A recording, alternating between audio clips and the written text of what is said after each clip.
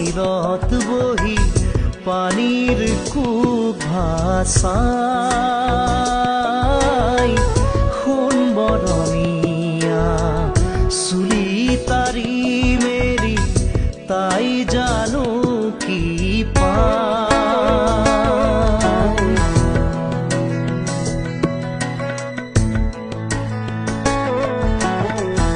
নৈৰ পাৰৰ এচটা শিলত বহি পানীৰ কুক ভাষাই সোণ বৰণীয়া চুলি তাৰি মেলি তাই জানো কি পায়। বুকুত বিচা